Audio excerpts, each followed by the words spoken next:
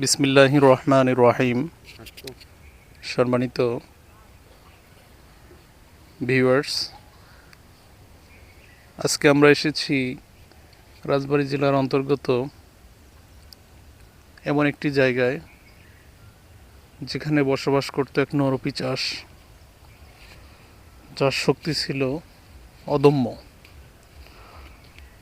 দুর্দমীয় দুঃসাহসিকতা ভয়ঙ্কর এক স্বর্গরাজ্যের নাম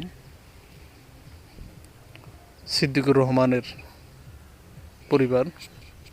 প্রথমেই দেখাবো সিদ্দিকুর রহমানের সমাধিস্থল, যেখানে সিদ্দিকুর রহমানকে সমাধি করা হয়েছে।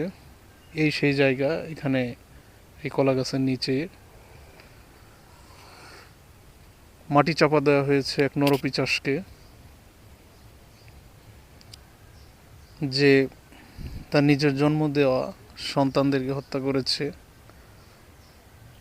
ভাইকে হত্যা করেছে, মাকে গলা কেটে হত্যা করেছে এবং তার সন্তান স্ত্রী কর্তৃক সে নিজে হত্যা হয়েছে। আসলে এই ঘটনা থেকে অনেক কিছু শেখার আছে, তা আমরা পর্যায়ক্রমে বিষয়গুলো জানব। এই যে পাশে যে বনটি দেখতে পাচ্ছেন, এই বন এবং এই পাশে যে আরেকটি বন রয়েছে, এই বন, দুইটি বনের মাঝখান দিয়ে যে সরু পথটি চলে গেল, সরু পথ ধরে একটু এগিয়ে গেলেই দেখা মিলবে সেই মানুষরূপী এক নরপিশাচের বাসস্থান। তার ভয়ে এই অঞ্চলের কোনো মানুষ মুখ খুলত না। তার শক্তির উৎস ছিল অসাধু ব্যক্তিবর্গ, যারা তাকে ইন্ধন দিয়েছে, তাকে ব্যবহার করেছে, তাকে পুঁজি করে ব্যাপক আকারে তারা শক্তি সঞ্চয় করেছে। প্রিয় দর্শক, আমরা এখন যেই জায়গাটিতে এসেছি, ঠিক এই জায়গাটিতে, এখানে ড্রেন ছিল, এই জায়গাটিতে সে তার মাকে শায়িত করে গলা জবাই করে হত্যা করে এবং তার মা বলেছিল যে তুমি আমার জন্ম দেওয়া সন্তান, আমি তোমাকে গর্ভে ধারণ করেছি, আজকে তুমি আমাকে হত্যা করছো, তোমার সন্তান তোমাকে হত্যা করবে। ঠিক তদ্রূপ সেই ঘটনাটি তার সাথে ঘটেছে। তারই জন্ম দেওয়া সন্তান তাকে হত্যা করেছে। এখান থেকে শিক্ষণীয় বিষয় হচ্ছে যে জুলুম, অত্যাচার, যার উপরে জুলুম করা হয় তাকে বলা হয় মজলুম, আর যে জুলুম করে, অত্যাচার করে, তাকে বলা হয় জালেম। আমরা হাদিস থেকে জেনেছি যে 3 ধরনের মানুষের দোয়া সৃষ্টিকর্তার দরবারে কবুল হয়। 1 নম্বরে সেই ব্যক্তি যার উপরে পৃথিবীর সব কিছুর উপর প্রাধান্য দেওয়া হয়, তিনি হলেন মা।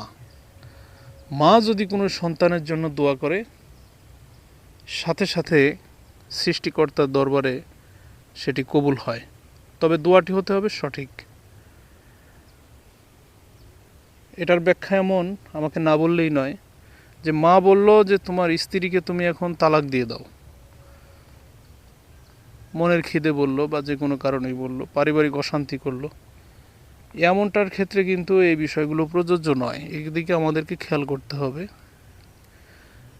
কিন্তু সেটি যদি হয় ধীর মস্তিষ্কে এবং দীর্ঘদিনের অভিজ্ঞতার আলোকে, তাহলে গ্রহণ করা যেতে পারে।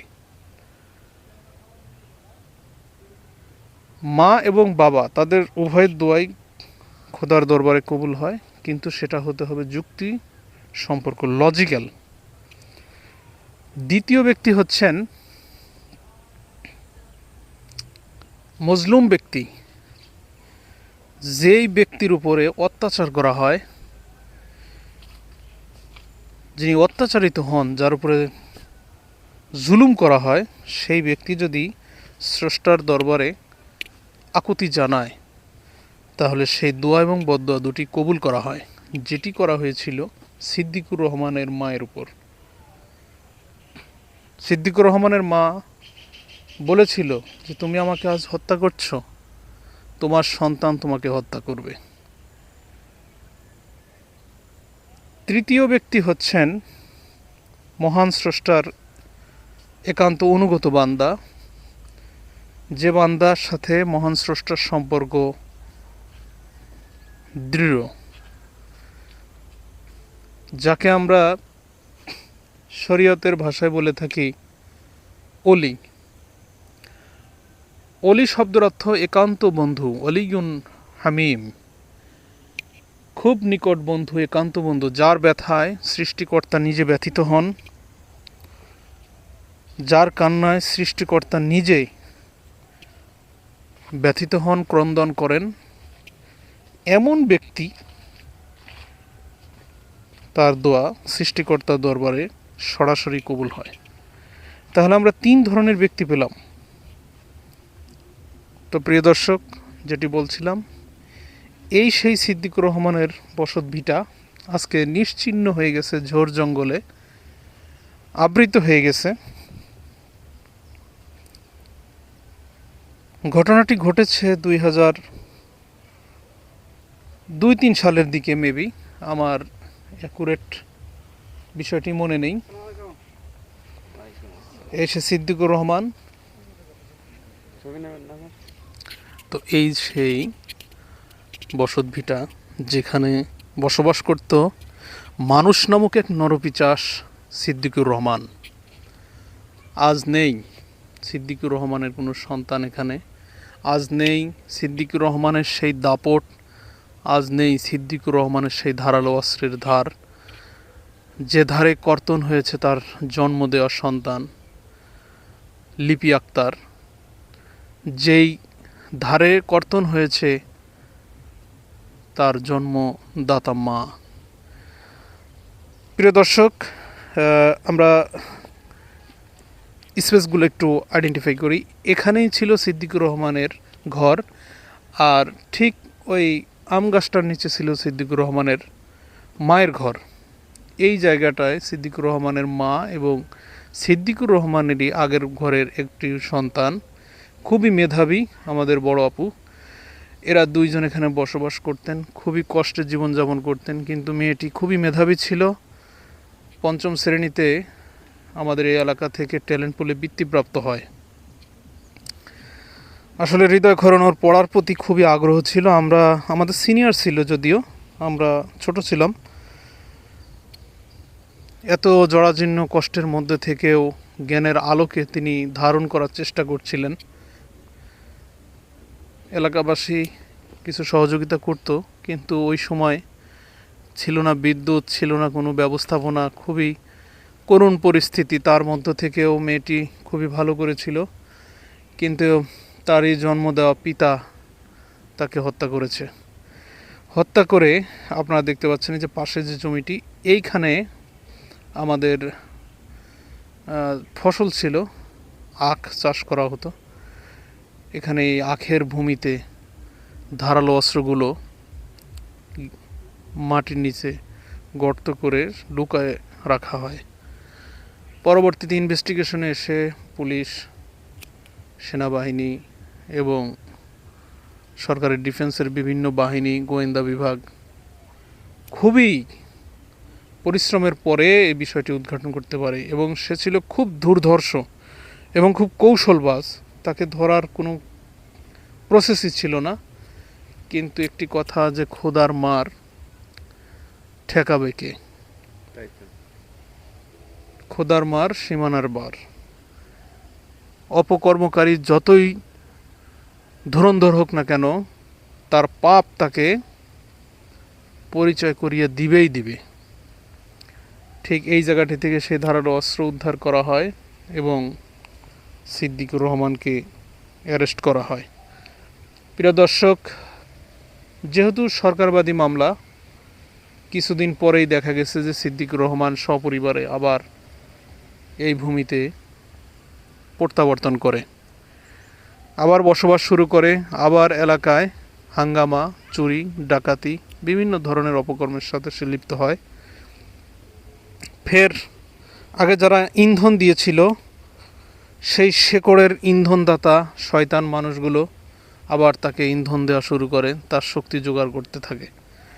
ঠিক ইন দ্য মেন টাইম পারিবারিক কলহের জেরে সিদ্দিকুর রহমান ধরাশায়ী হয় তার জন্ম দেওয়া পুত্র, বড় পুত্রের মাধ্যমে। সিদ্দিকুর রহমান হত্যা হয়।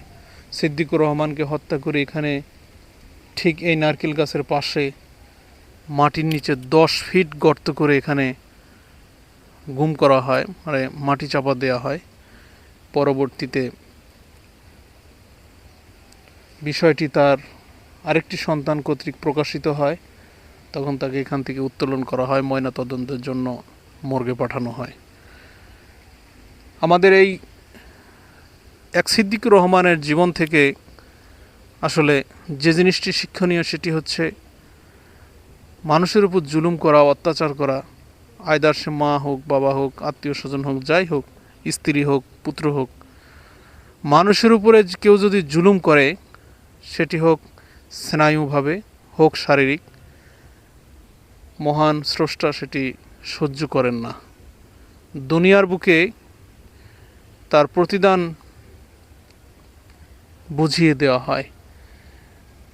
বিশেষ করে মা বাবার উপরে যারা অত্যাচার করে, তাদের সাথে খারাপ আচরণ করে, তাদের উপরে জুলুম অত্যাচার করে, তাদেরকে তাদের যে হিসাব সেটি দুনিয়া এবং আখেরাত দুই জায়গাতেই বুঝিয়ে দেওয়া হয়। এটা আমরা কোরআন হাদিস থেকে দেখেছি, পড়েছি। তো প্রিয় দর্শক, সবাইকে আমি অন্তরের অন্তঃস্থ থেকে বলবো যে আমরা মানুষের উপর জুলুম না করি, মানুষের উপরে অত্যাচার না করি, সেটি যে কোনো আইকন থেকে হোক না কেন, যে কোনো অ্যাঙ্গেল থেকে হোক না কেন, হোক শারীরিক, মানসিক, অর্থনৈতিক, মনস্তাত্ত্বিক, কোনো দিকেই যেন খোদার কোনো সৃষ্টি জীব আমাদের দ্বারা কষ্ট না পায়। আজ এ পর্যন্তই। এতক্ষণ মনোযোগ দিয়ে প্রামাণ্য চিত্রটি দেখার জন্য অশেষ ধন্যবাদ। এখান থেকে যে শিক্ষা নিলাম সে শিক্ষাগুলো ধারণ করে পৃথিবীতে যাতে বেঁচে থাকতে পারি, মহান স্রষ্টা আমাদেরকে সেই সক্ষমতা দান করুক। আসসালামু আলাইকুম ওয়া রাহমাতুল্লাহ।